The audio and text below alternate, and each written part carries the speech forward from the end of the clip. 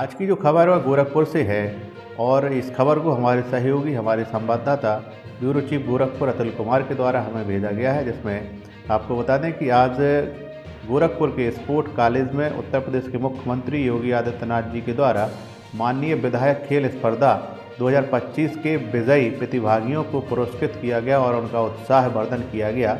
इस दौरान मुख्यमंत्री योगी आदित्यनाथ जी ने कहा कि जब हमारा युवा खेलेगा तभी हमारा देश खिलेगा।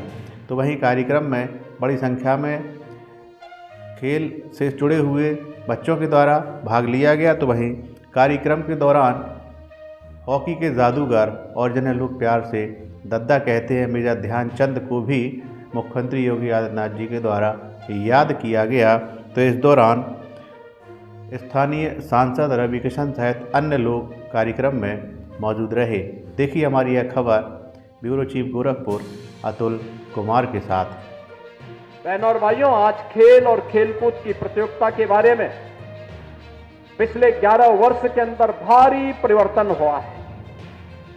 कबड्डी हो, हॉकी, बैडमिंटन, एथलेटिक्स, इन सब के लिए पूरी दुनिया आपकी तरफ आंखें लगा करके देखती है।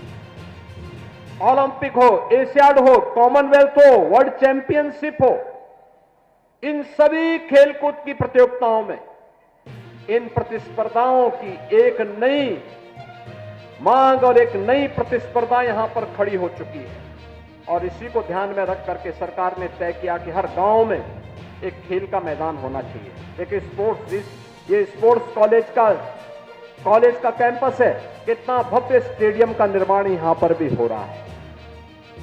रीजनल स्पोर्ट्स स्टेडियम में भी पहली बार पक्का स्टेडियम बन रहा है। बहुत भव्य 63 करोड़ रुपए की लागत से स्टेडियम का निर्माण हम वहां पर करने जा रहे हैं। और गोरखपुर में बेलीपार के पास वहां पर भी हम लोग एक इंटरनेशनल स्टेडियम का निर्माण करने जा रहे हैं, जहां इंटरनेशनल स्पोर्ट्स की प्रतिस्पर्धा को आगे बढ़ा करके गोरखपुर और पूर्वी उत्तर प्रदेश के नौजवानों को खेल और खेलकूद की प्रतियोगिता में आगे बढ़ने का एक अवसर प्राप्त हो सके।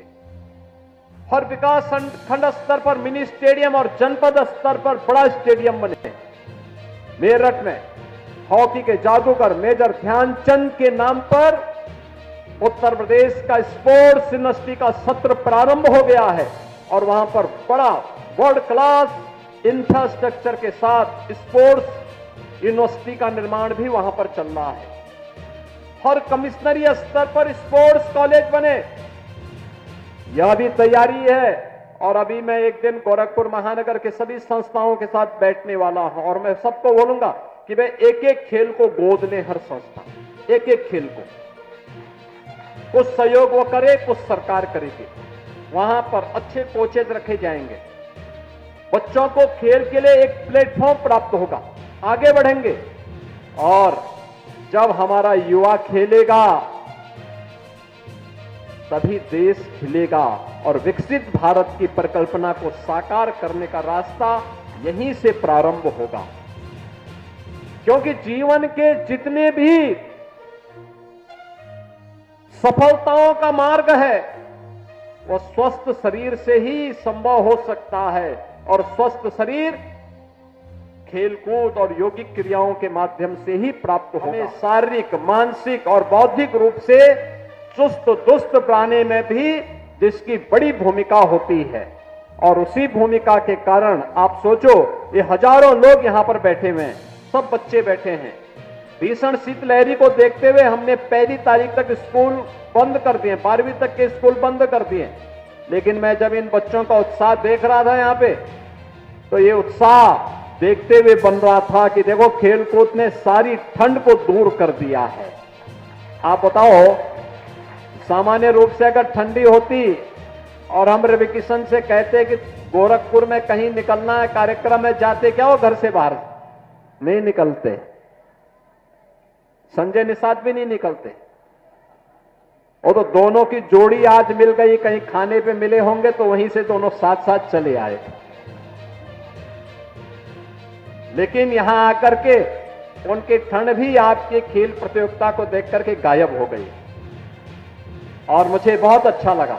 लेकिन अगली बार से ये प्रतियोगिता पहले नगरीय क्षेत्र में हम 2 स्तर पर करेंगे, स्कूल स्तर पर भी और वार्ड स्तर पर भी। स्कूली बच्चों के लिए, चाहे वह बेसिक के हों, माध्यमिक के हों या उच्च शिक्षा के या विश्वविद्यालय के, इनकी 3 चरणों में 3 प्रकार की प्रतियोगिताएं, बालक और बालिकाओं में अलग अलग खेल की प्रतियोगिताओं को तो हम संपन्न करेंगे ही, संपन्न करने के साथ वार्ड स्तर पर भी कामकाजी लोगों के लिए और जो अवकाश प्राप्त हो चुके हैं उनके लिए अगली बार से ये प्रतियोगिता पहले नगरीय क्षेत्र में हम 2 स्तर पर करेंगे, स्कूल स्तर पर भी और वार्ड स्तर पर भी। स्कूली बच्चों के लिए,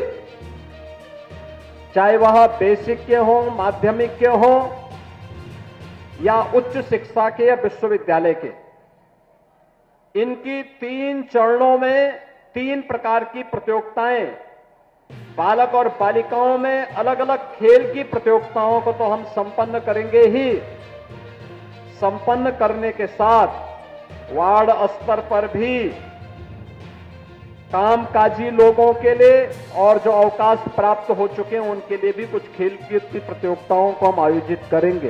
पहले वार्ड स्तर पर, फिर महानगर के 4 से 6 अलग अलग छोटे छोटे उपनगर नगर बना करके उस स्तर पर, और फिर महानगर स्तर पर इस पूरी प्रतियोगिता को हम आयोजित करेंगे।